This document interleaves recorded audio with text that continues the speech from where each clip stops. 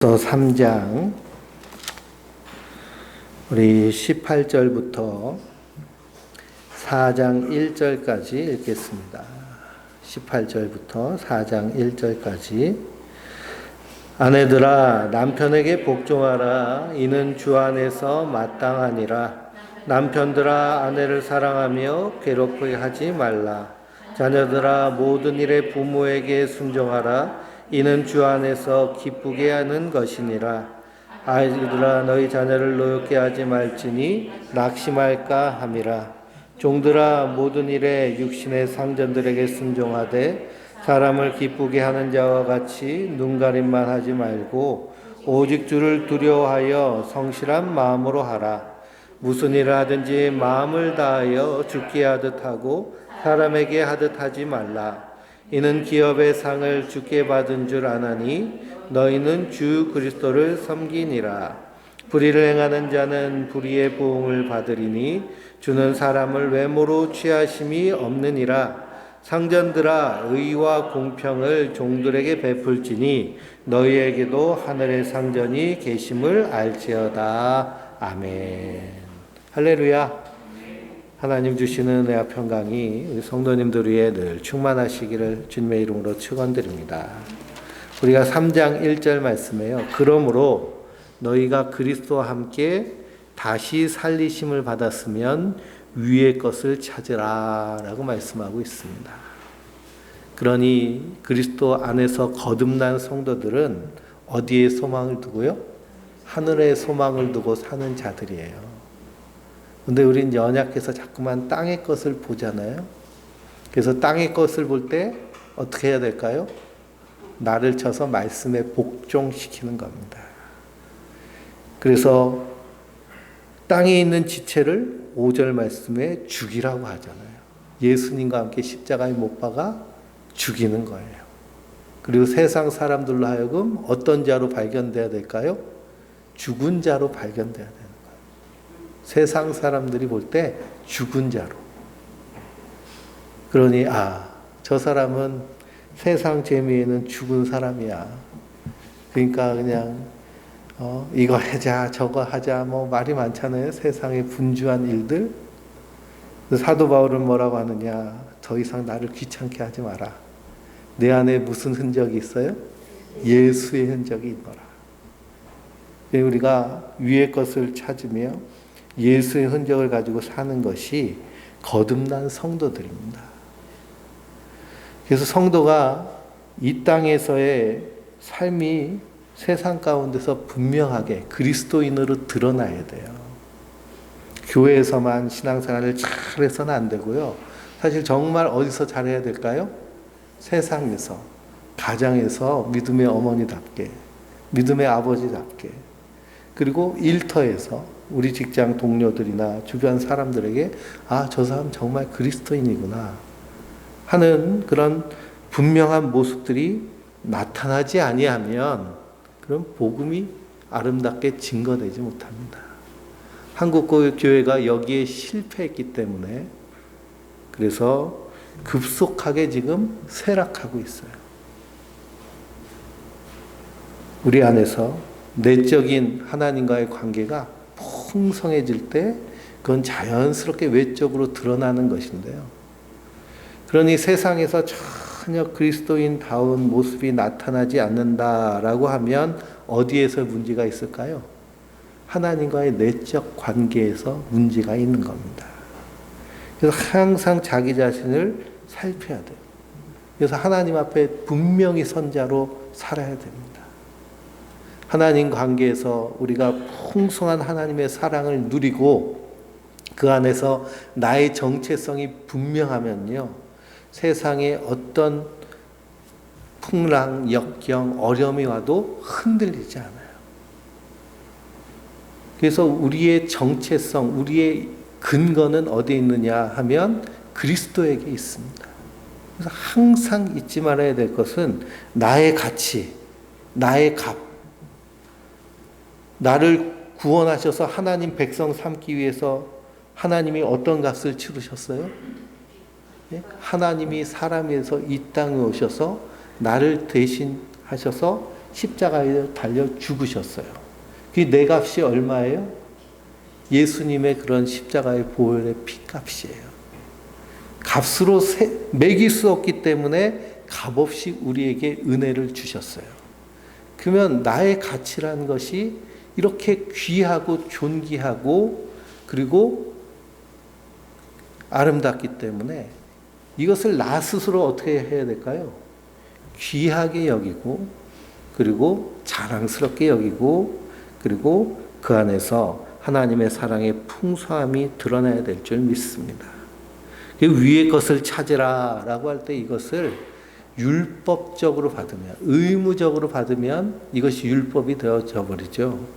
그런데 나의 가치, 내가 얼마나 큰 하나님 사랑 안에 있는가 이것을 은혜로 받으면, 그러면 우리 안에서 이러한 삶을 살아낼 수밖에 없어요. 내가 이렇게 존귀한 자인데, 내가 이렇게 귀한 하나님의 사람인데, 나를 통해서 하나님의 명예와 하나님의 통치와 사역이 드러나야 되는데요. 그러기 위해서는 세상과 구별된 거룩한 삶을 살아낼 수밖에 없습니다. 그래서 땅에 있는 지체를 죽이고 그리고 이 모든 것을 벗어버려라. 이 세상에 예전에 입었던 육체의 옷들을 벗어버리고 이제는 새 사람을 입었다라고 말씀하고 있죠. 10절에. 그래서 우리는 새 사람을 입었기 때문에 새 사람답게 그리스도의 사랑받는 자녀답게 긍휼과 자비와 겸손과 온유와 오래 참음의 옷을 입어라 라고 말씀하고 있습니다. 그래서 사람은 복장이 참 중요하죠. 여름이 되니까요, 땀이 너무 나고 덥고 힘드니까 그냥 대충 입고 살게 되는 경향이 있는데요. 그 사람의 옷을 보면 그 사람의 그런 내면이 보이기도 하고 그 사람의 정체성이 나타나기도 합니다. 근데 이 외적인 옷도 그렇게 중요한데요. 성도에게 있어서는 내면의 이 옷이 중요합니다. 그래서 인격의 성숙은 신앙의 성숙이에요.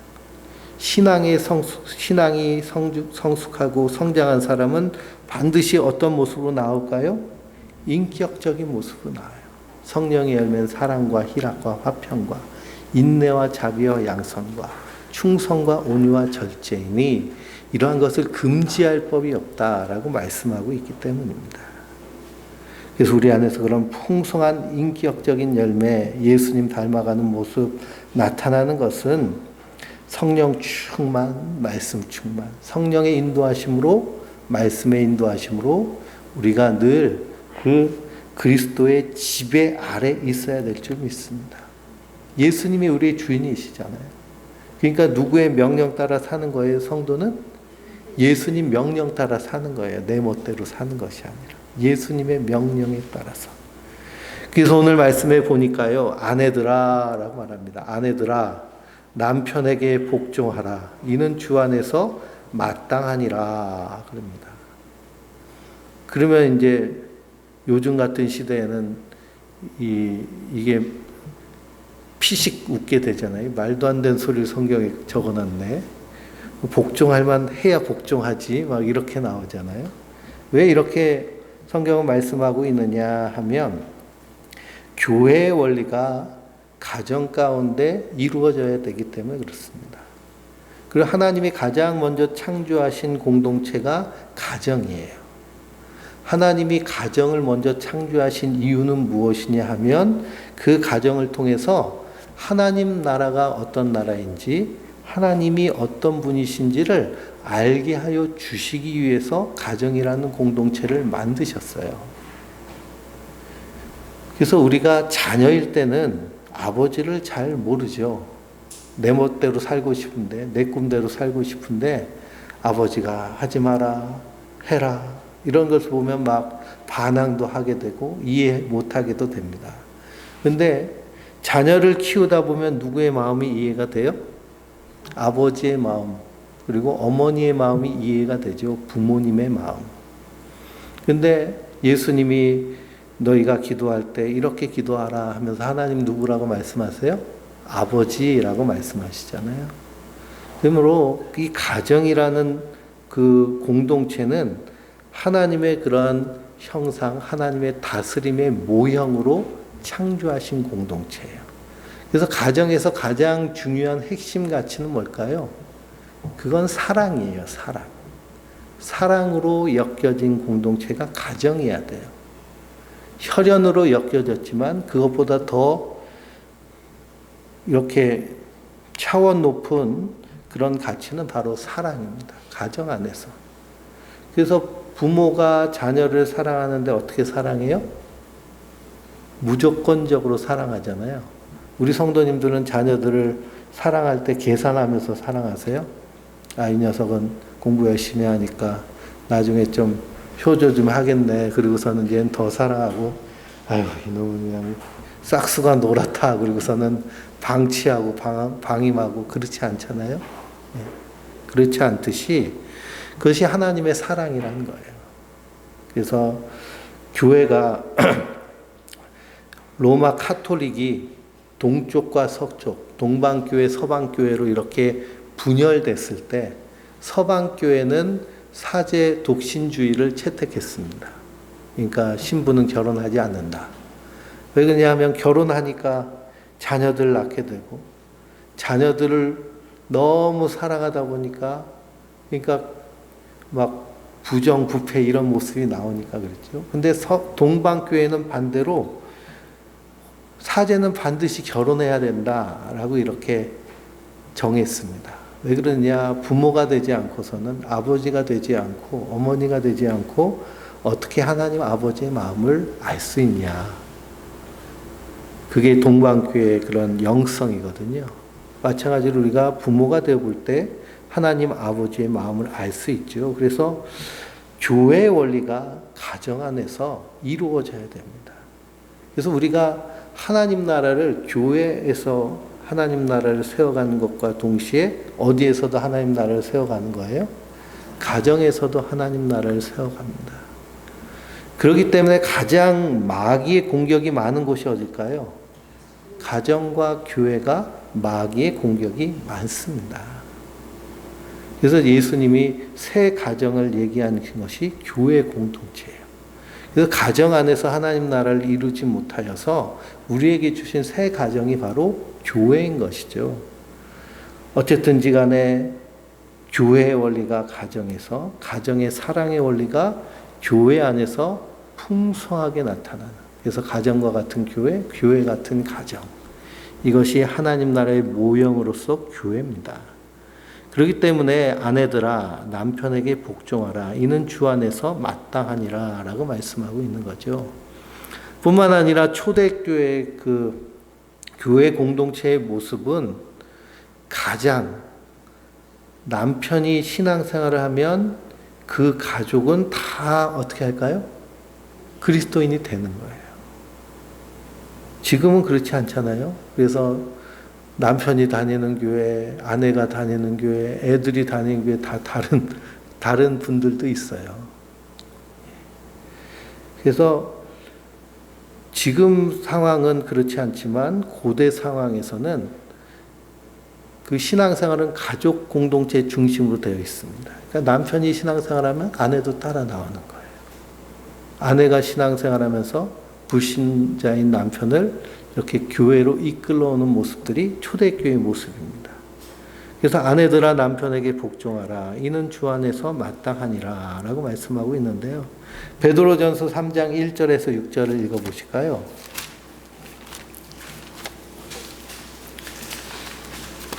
베드로전서 3장 1절에서 6절입니다.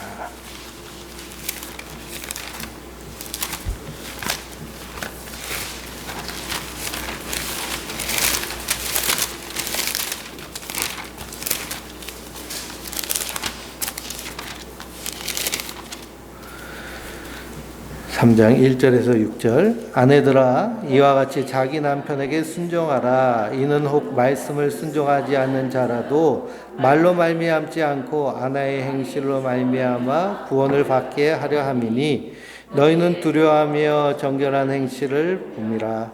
너희의 단장은 머리를 꾸미고 금을 차고 아름다운 옷을 입는 외모로 하지 말고 오직 마음에 숨은 사람을 온유하고 안정한 심령에 썩지 아니할 것으로 하라. 이는 하나님 앞에 값진 것이니라. 전에 하나님께 소망을 두었던 거룩한 부녀들도 이와 같이 자기 남편에게 순종함으로 자기를 단장하였나니 사라가 아브라함을 주라 칭하여 순종한 것 같이 너희는 선을 행하고 그 아무 두려운 일에도 놀라지 아니하면 그의 딸이 된 것이니라. 아멘.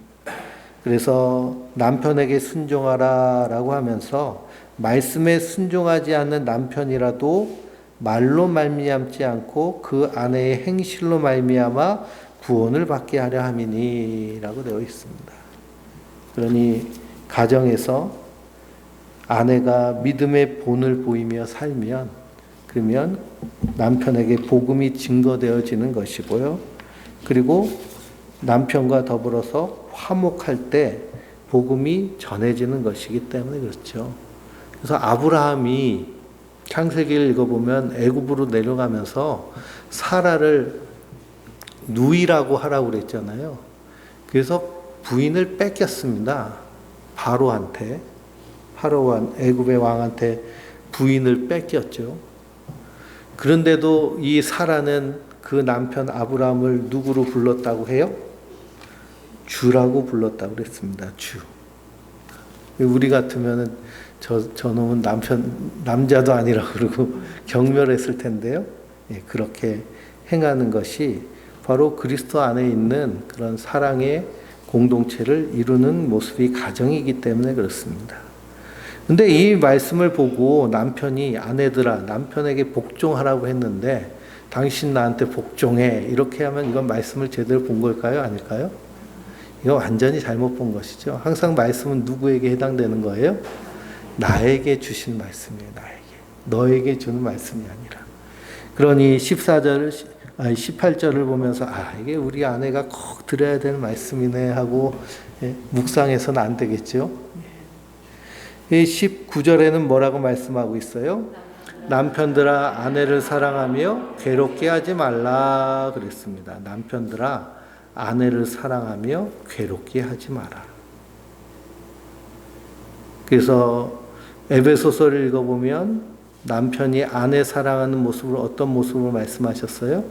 그리스도께서 교회를 사랑하는 모습으로 말씀하고 있습니다. 그러면 언제 아내가 괴로울까요? 남자가 딴짓하면 괴롭죠.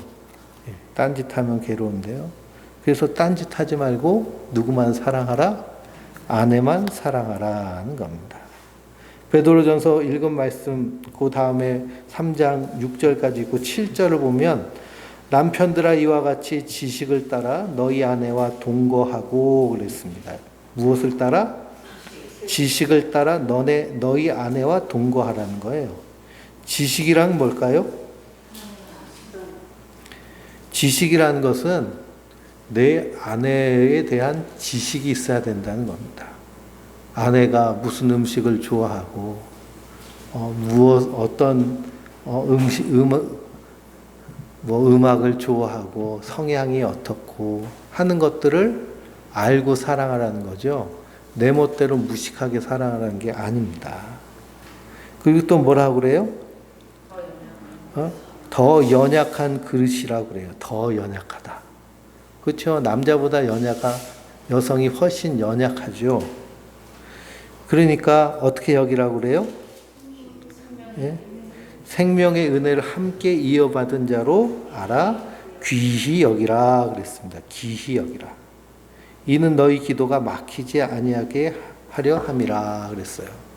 그러니 아내를 귀하게 여기지도 않고 지식을 따라 사랑하지도 않으면 뭐가 막혀요? 기도가 막혀요. 그러니 하나님이 들으신다는 거예요? 안 들으신다는 거예요? 안 들으신다는 거예요. 그러니 아내를 사랑하지 않고 맨날 새벽에 나와서 기도하고 철야 기도하고 금식 기도해도 하나님 안 들으신다는 얘기입니다. 할렐루야. 누가 아멘 하셔야 돼요? 여기 두 분이 아멘 하셔야 되는데 할렐루야. 우리 강익재 권사님 할렐루야. 예. 연약한 그릇입니다. 그래서 이렇게 사랑하고 괴롭게 하지 말라. 또 20절에는 자녀들아 모든 일에 부모에게 순종하라. 이는 주 안에서 기쁘시게 하는 것이니라 그랬습니다. 자녀는 또 부모에게 순종해야 돼요. 왜 순종해야 되느냐? 부모는 자녀에게 말씀을 전하는 자이기 때문에 그렇습니다. 그래서 구약에 내 부모를 공경하라 하는 율법이 주어진 것은 구약 이스라엘의 부모들은 자녀들에게 말씀을 가르치는 자들이기 때문이에요. 또 우리 부모는 인생을 가르치는 사람이기 때문에 그래서 단순히 부모이기도 하지만 선생이기도 합니다. 그래서 자녀들은 그 부모에 대해 순종하고 공경하고 그 말씀을 귀 기울여야죠. 그렇게 사는 자녀가 복됩니다. 또 21절은 뭐라 그래요? 아비들아 너희 자녀를 노엽게 하지 말지니 낙심할까 함이라 그랬습니다. 아비들아, 그러니까 부모를 향해서 자녀를 노엽게 하지 마라. 자녀들을 노엽게 할 때가 언제일까요? 자녀들을 인격적으로 대하지 않고 소유물로 대할 때 그렇습니다.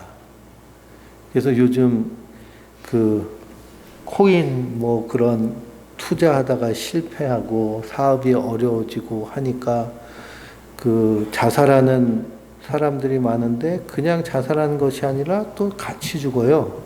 같이 죽는데 또 누구도 데리고 가서 죽어요? 자녀들, 어린 자녀들도 데리고 가서 같이 죽습니다. 자녀를 살해하고 그리고 죽는 경우들 뉴스에 많이 나오는데요. 왜 그런 일이 일어나느냐? 자녀들을 소유물로 생각하기 때문에 그렇습니다. 근데 자녀는 소유물이 아니라 하나님이 사랑하라고 주신 그런 하나님의 선물이고, 그리고 자녀와 부모의 인격적인 관계를 통해서 하나님과의 인격적인 관계가 성숙해질 수 있습니다. 그러기 위해서는 한 인격체로 봐야겠죠. 인격체로 봐야 되고, 그래서 자녀들이 잘 성장해서 독립할 수 있도록 도와줘야 됩니다. 근데 요즘 참 그게 잘 안 되죠. 자녀들이 20살 넘으면은 이제 독립된 인격체인 줄 알고 독립하려고 그렇게 몸부림치면서 살아야 되는데 오히려 부모 품에 들어와가지고 그래서 부모를 의지하고 하려는 그런 모습들이 아주 많습니다. 그래서 우리가 기도해야 되고요. 그리고 이렇게 독립적인 사고를 가질 수 있도록, 그게 동양적인 환경 자체가 너무 이렇게 품에 안아서 키우게 하는 그런 그 환경적인 요인이 매우 강합니다. 그리고 지금의 50대, 60대 부모 되신 분들이 그 의무와 그리고 책임에 너무 짓눌려서 성장을 했어요. 그래서 어렸을 때는 부모를 공경하고 효도해야 된다는 그런 코르셋을 강하게 이렇게 강요받고, 또 결혼해가지고는 아이들을 성공시켜야 된다는 그런 강박을 받으면서 사실은 성장을 했죠. 그렇기 때문에 그 거의 뭐 마지막 세대일 겁니다. 위로 부모를 공경하고 아래는 자식들을 결혼할 때 아파트까지 하나씩 다 해주는 책임을 짊어지는 그 마지막 세대가 될 거예요. 근데 이러한 너무 과도한 책임감도 사실은 자녀들을 성장하는데 방해가 될 수 있습니다. 그래서 한 인격체로 이렇게 인격적인 관계를 맺는 것이 참 중요하고요. 22절은 뭐라고 하나요? 종들아 모든 일에 육신의 상전들에게 순종하되 사람을 기쁘게 하는 자와 같이 눈가림만 하지 말고 오직 주를 두려워하여 성실한 마음으로 하라 그랬습니다. 이 사도 바울 당시에는 종들이 있었죠. 노예가 있었습니다. 노예들 중에도 기독교인이 있는 거죠.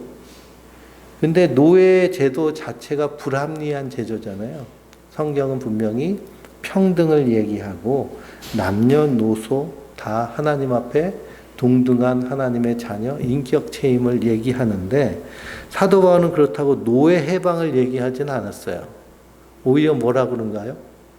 노예면 노예인 자리에서 더 충성되게 해라. 노예면 노예로, 종이면 종으로, 자유인이면 자유인대로 자기 맡은 상황에서 하나님의 백성답게 살라고 얘기합니다. 결국 그 노예 해방이라는 것은 기독교 정신 안에서 나온 것이고요. 그래서 지금은 노예 제도가 없지만 세상은 어떻게 해서든지 사람을 노예로 만들려고 그래요. 그래서 종들아 이렇게 얘기하고 있습니다. 그러니 우리가 무슨 일을 하든지 23절을 읽어볼까요?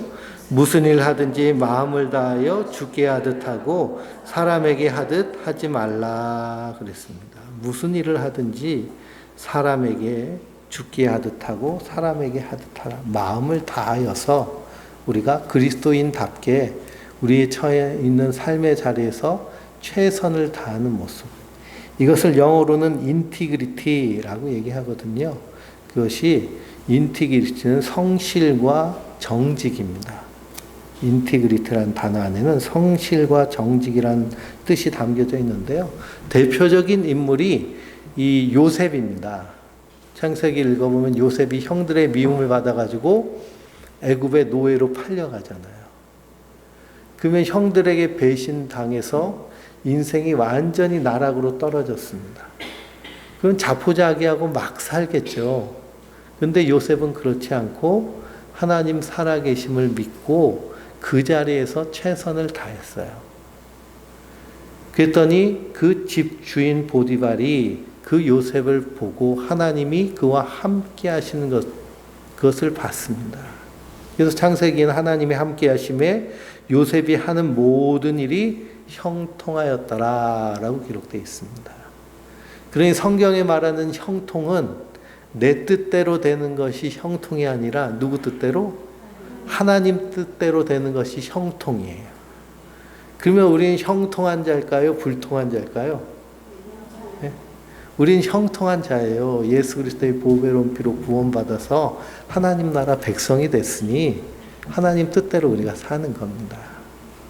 그래서 우리의 삶의 자리에서 마음을 다하여 주께 하듯 하라라고 말합니다. 그러면서 이는 기업의 상을 주께 받을 줄 아나니 너희는 주 그리스도를 섬기느니라 그랬습니다. 예수님 섬기듯이 내가 하는 삶의 자리에서 최선을 다해서 살라는 거죠. 사랑으로 마음을 다해서. 그 요셉이 그 보디발의 아내의 누명을 쓰고 감옥에 갇히잖아요. 감옥에 갇혀서 한 일이 뭐냐 하면 죄수들의 발을 씻어줬습니다. 죄수들의 발을 씻어준 이유는 뭐냐 하면 이 요셉이 잡혀간 그 집이 노예로 팔려간 집이 시위대장의 집이거든요. 시위대장 안에 감옥이 있습니다. 시위대 안에. 그 감옥에는 그 애굽 궁궐에서 일하는 그런 그 고위 직책 사람들이 잘못하면 그 감옥에 들어가는 거예요. 그게 노예인 요셉이 발을 씻어주는 거죠. 아침 저녁으로 손발 닦아주고 세수도 시켜주고 그러겠죠. 그러면서 발만 씻겨준 것이 아니라 성경을 보면 안색을 살폈다 그랬습니다. 안색을 살폈어요. 그랬더니 어느 날 보니까 떡 맡은 관원과 술 맡은 관원의 안색이 어때요? 아주 그냥 근심에 사무쳐서 얼굴이 다 죽은 것처럼 되어 있습니다. 그래서 요셉이 묻죠. 안색이 왜 이렇게 상하였냐고. 그랬더니 꿈 얘기를 합니다. 그랬더니 하나님 그 꿈을 해석해 주시고 그 꿈대로 이루어진 것. 그래서 결국 그것으로 말미암아 요셉이 애굽의 바로의 꿈을 해몽해 주게 되죠. 그건 뭐냐? 마음을 다해서 죽게 하듯 그렇게 삶을 살기 때문에 그 안에서 무슨 일이 일어났을까요? 하나님의 일하심이 일어나는 거예요. 하나님의 놀라우신 인도하심. 그것을 기회라고 얘기합니다. 기회. 그래서 우리가 성실과 정직으로 일할 때 하나님의 백성에게 주어주시는 분명한 기회가 있고요. 그 기회를 통해서 하나님의 일을 이루게 하시는 줄 믿습니다. 또 25절 읽어볼까요? 불의를 행하는 자는 불의의 보응을 받으리니 주는 사람을 외모로 취하심이 없느니라 그랬습니다. 하나님은 외모로 사람을 취하지 않으신다는 거예요. 너는 종이니까 천국도 좀 낮은 등급으로 가고, 너는 주인이니까 좀 높은 등급으로 가고, 너는 왕이니까 최상급으로 가라. 그런 게 아니라는 거죠. 동일하게 한 달란트씩, 한 데나리온씩 주셔서 그래서 구원을 얻게 하시는 것이 하나님의 뜻입니다. 그래서 4장 1절을 뭐라고 그러나요? 상전들아 의와 공평을 종들에게 베풀지니 너희에게도 하늘에 상전이 계심을 알지어다 그랬습니다. 상전의 자리에 있을 때도, 안 그러면 경영자의 자리에 있을 때에도 밑에서 일하는 사람들을 의와 공평으로 그렇게 사랑을 베풀어서, 그래서 하늘에 나의 상전이 계시다라는 것을 기억하고 그렇게 살라는 거죠. 그러면서 4장 2절에 뭐라고 하나요? 기도를 계속하고 기도에 감사함으로 깨어 있으라 라고 말하고 있습니다. 기도를 계속하고 기도에 감사함으로 깨어 있으라. 그래서 4장 2절부터 6절까지는 사도 바울이 골로새 교회를 향해서 하는 권면입니다. 데살로니가전서 2장 3절에서 5절을 보실까요? 데살로니가전서, 골로새서 다음이 데살로니가전서인데요. 2장 3절에서 5절입니다. 우리의 권면은 간삼이나 부정에서 난 것이 아니요 속임수로 하는 것도 아니라 오직 하나님께 옳게 여기심을 입어 복음을 위탁받았으니 우리가 이와 같이 말함은 사람을 기쁘게 하려 함이 아니요 오직 우리 마음을 감찰하신 하나님을 기쁘시게 하려 함이라. 너희도 알거니와 우리가 아무 때에도 아첨하는 말이나 탐심의 탈을 쓰지 아니한 것을 하나님이 증언하시느니라 그랬습니다. 사도 바울이 권면하는 것은 복음을 위탁받은 자로서요 하나님을 기쁘시게 하시기 위해서 성도들을 권면하는 겁니다. 그러니 골로새서 1장, 2장은 이제 그리스도의 그런 신성에 대해서 분명히 밝히면서 3장, 4장에서는 그러면 그 하나님이 사람에 대해서 이 땅에 오신 예수님을 말미암아 구원받은 성도는 어떻게 하나님의 백성으로 하나님 나라를 세워가며 이 땅에서 살 것인가에 대해서 권면하는 말씀이거든요. 그렇기 때문에 우리가 이 권면을 들을 때 이것을 어떻게 들어야 되느냐. 데살로니가전서 2장 13절을 보면 이러므로 우리가 하나님께 끊임없이 감사함은 너희가 우리에게 들은 바 하나님의 말씀을 받을 때에 사람의 말로 받지 아니하고 하나님의 말씀으로 받음이니 진실로 그도하도다. 이 말씀이 또한 너희 믿는 자 가운데서 역사하느니라 그랬습니다. 이 데살로니가 교회 안에 믿음의 역사와 사랑의 수고와 소망의 인내가 풍성하였는데요. 그것은 사도 바울이 권면하는 말씀을 전할 때 그것을 어떻게 들었어요? 하나님의 말씀으로 들었어요. 하나님의 말씀으로. 그래서 그 말씀에 따라 순종할 때 믿음, 소망, 사랑의 열매가 풍성하게 맺는 줄 믿습니다. 그러니 기도를 계속하고 기도에 감사함으로 깨어있으라라고 했습니다. 그러면 기도한다라는 것은 전적으로 하나님을 의지하고 내 능력, 내 힘이 아닌 하나님 주신 힘과 은혜로 내가 감당하는 것을 의미하는데요. 기도하는 것만큼 중요한 것이 기도의 내용입니다. 기도의 내용은 예수님이 가르쳐 주신 먼저 그의 나라와 그의 의를 구하는 기도를 계속하라는 것을 얘기해요.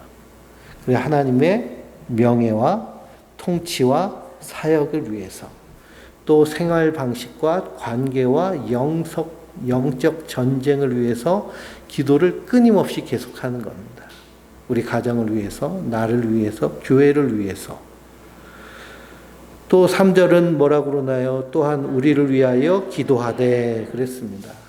복음을 전하는 사역자를 위해서도 반드시 기도해야겠죠.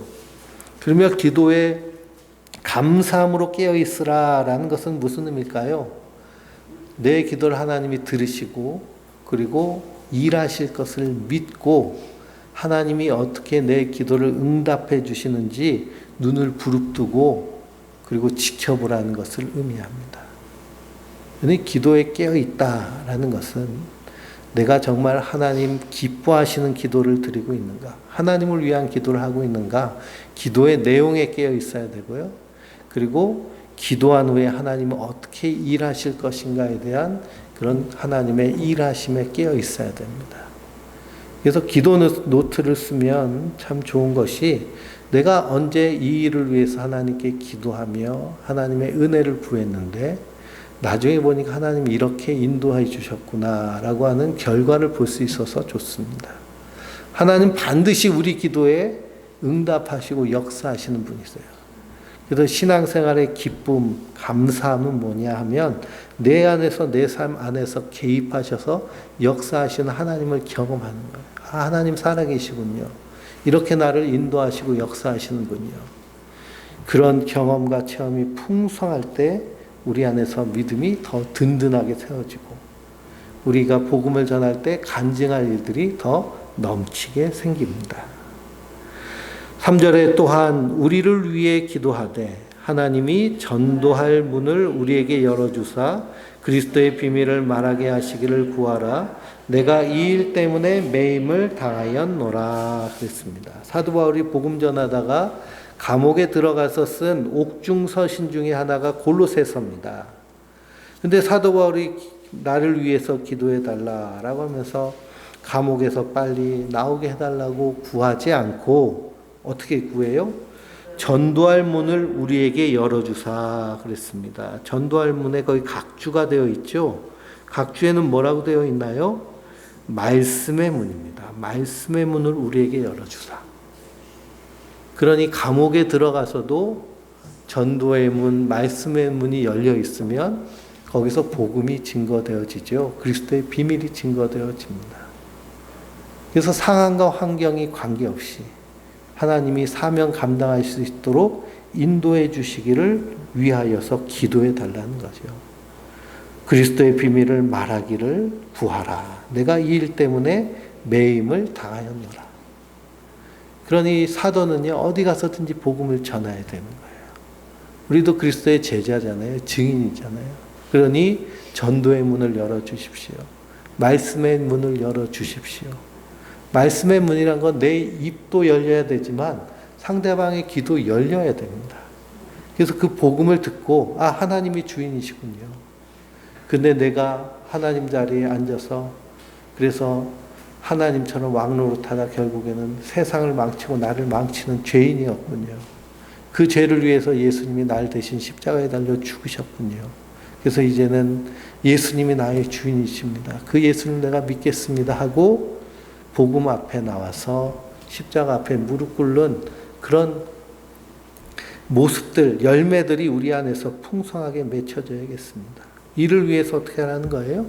기도하라는 거예요. 기도. 하나님 오늘 만나는 사람에게 복음 전할 수 있도록 인도해 주시고 또 우리 선화목자교회 안에서 제가 삶 공부를 제자 훈련을 하고 있잖아요. 그래서 제자 훈련 한 사람이 늘 항상 넘치도록 해달라고 이렇게 기도해 주세요. 그래서 일주일 내내 쉬지 않고 바쁘게 할 수 있도록. 그래서 막 너무 할 일이 없어가지고 그냥 노는 시간이 많으면 그것처럼 힘든 게 없습니다.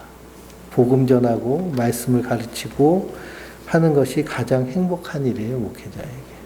그래서 자꾸 데려오시고 권하고 전하고 해서 복음이 더 풍성해져야겠습니다. 사도 바울은 이 일 때문에 감옥에까지 들어갔어요. 매임을 당하였습니다. 그래서 4절에 뭐라고 그러나요? 그러하면 내가 마땅히 할 말로써 이 비밀을 나타내리라. 그러니 예수님도 너희도 기도할 때 이렇게 기도하라. 하늘에 계신 우리 아버지 이름이 거룩히 여김을 받으시오며 나라가 임하시오며 뜻이 하늘에서 이루어진 것 같이 땅에서도 이루어지리라. 이런 기도는 누구를 위한 기도예요? 하나님을 위한 기도예요.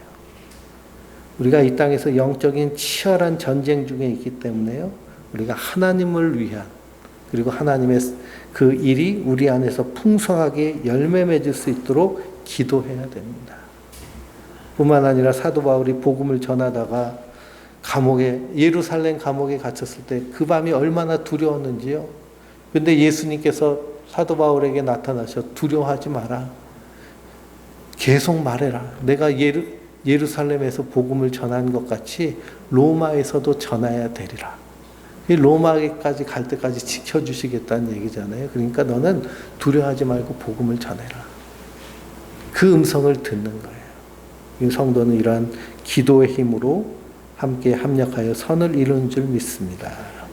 또 5절에는 외인에 대하여서는 지혜로 행하여 세월을 아끼라 그랬습니다. 외인은 누굴까요? 외인은 믿지 않는 사람입니다. 믿지 아니하는 사람에 대해서는 지혜로 행하라는 거예요. 세월을 아끼라라고 그랬는데 세월을 아끼라는 말에 각주 밑에 뭐라고 되어 있나요? 기회를 사라라고 되어 있습니다. 그래서 우리가 이웃과의 관계에서의 분명한 개념이 있어야 되는데요. 내 이웃을 내 몸과 같이 사랑하라 이런 율법이 주어졌잖아요. 그리고 말씀이 이렇게 주어졌습니다. 그래서 하나님과의 관계에서 풍성한 사랑을 누리면 그 다음에 나 자신과의 관계에서 나를 있는 모습 그대로 사랑하고 그 안에서 하나님의 사랑을 이루어가고 그러면서 이웃과의 관계에서 사랑의 인격적인 관계가 희생적 사랑, 구체적인 사랑, 중심 있는 사랑, 그리고 진실한 사랑을 풍성하게 이루는 것인데요. 그 이웃의 반경도 분명해야 됩니다. 첫째는 우리 가정, 그리고 성도. 가정과 성도, 함께 사랑을 공유하고 복음을 공유하는 사람들을 이웃의 개념으로 보는 거예요. 그 다음에 내 주변에서 나와 자주 마주치는 직장 동료들, 그리고 이 세상의 사람들 대할 때 어떤 마음으로 대하느냐 하면 세상을 경영하는 마음으로 대하는 거예요. 그래서 하나님이 세상을 경영하는 방식이 있죠. 그것이 사랑과 공의로 세상을 경영하십니다. 그러니까 우리가 믿지 아니하는 사람을 대할 때 항상 어떻게 해야 될까요? 공의로운 자세를 가지고 있어야 돼요. 의로운 모습으로 서 있어야 됩니다. 그러니 믿지 않는 사람이 불의한 일을 행할 때 그것을 내가 예수 믿는다고 덮어주고 숨겨주고 하는 것은 어떤 일에 동조하는 걸까요? 불의한 일에 동조하는 거예요. 그렇기 때문에 공의에 대한 분명한 자세를 가지고 단호하게 신앙생활을 해야 됩니다. 그래서 지혜롭게 행하는 거예요. 저 사람에게 복음을 전할 수 있는 그 기회를 찾고 복음을 전하기 위해서 그 사람을 회유한다거나 그 사람의 의도대로 따라다니고 끌려다니고 할 필요가 없다는 겁니다. 없다는 거예요. 그래서 우리는 분명히 세상을 향해서 외인에 대하여서 지혜로 행하고 그리고 믿지 아니하는 자들하고 모두 같이 매지 말라고 그래요? 멍에도 같이 매지 말라고 그럽니다. 함께 일하지 말라는 게 동업하지 말라는 얘기죠. 그래서 그러한 분명한 자세를 가지고 그 이웃에 대한 반경이 분명해야겠습니다. 그리고 6절 말씀을 같이 볼까요? 너희 말을 항상 은혜 가운데서 소금으로 맛을 냄 같이 하라. 그리하면 각 사람에게 마땅히 대답할 것을 알리라 그랬습니다. 소금은 맛을 내는 일을 하죠. 그래서 아무리 비싼 한우 스테이크도요, 그냥 구워서 먹으면은 맛없습니다. 뭘 뿌려야 될까요? 소금을 뿌려야죠. 콩국수도요, 콩만 넣어가지고서는 팍팍 깔면은 별 맛이 없어요. 거기다 소금을 한 스푼 촥 넣으면은 고소한 맛이 아주 살아나죠. 마찬가지로 성도의 마음 가운데도 은혜 가운데 소금으로 맛을 냄 같이 해야 된다 그랬습니다. 이걸 세번역 성경을 읽으면요, 소금으로 맛을 내는 것 같이 은혜가 넘치는 말을 하십시오. 그랬습니다. 왜 우리가 말할 때 뭐가 넘쳐야 돼요? 은혜가 넘쳐야 돼요. 은혜가 넘치는 방법은 뭐가 있을까요? 예? 말씀과 기도 외에는 우리 안에 은혜 충만할 수가 없습니다. 예, 디모데전서 4장 5절을 한번 보실까요? 디모데전서 4장 5절입니다.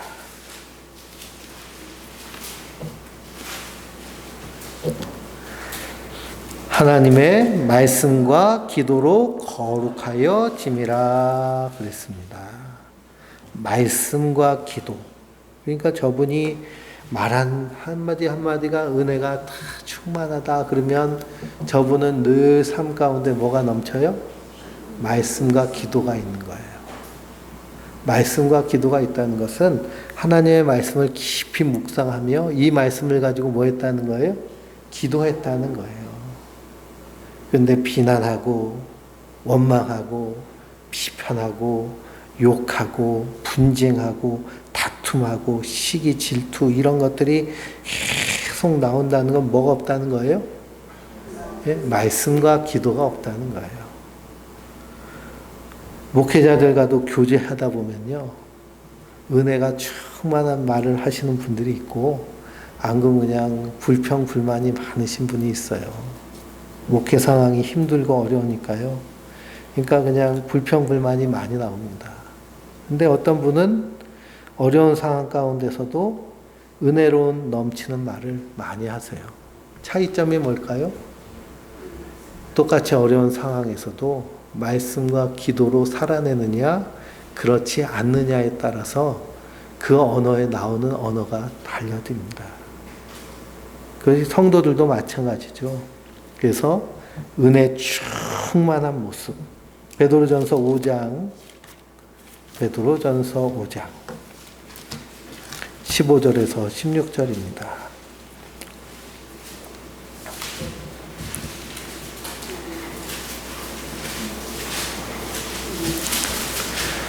베드로전서 5장 15절에서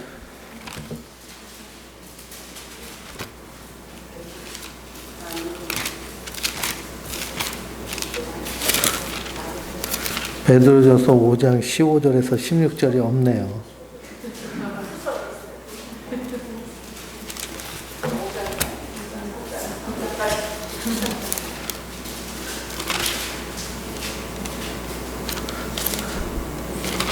제가 성경을 써놓고서는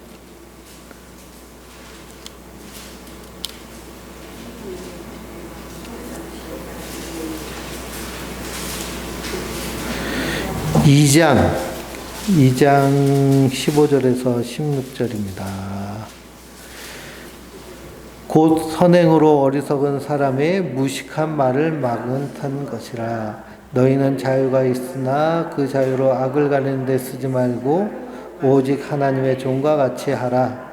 무사람을 공경하며 형제를 사랑하며 하나님을 두려워하며 왕을 존대하라 그랬습니다. 그래서 우리가 은혜 가운데 소금으로 맛을 낸 같이 하고 각 사람에게 마땅히 무엇할 것을 대답할 것을 알리라 그랬는데요. 그러므로 은혜 충만할 때 우리 안에서 마땅히 대답할 것이 있어요. 복음을 전하고 우리의 소망의 이유에 대해서 분명히 증거하게 됩니다.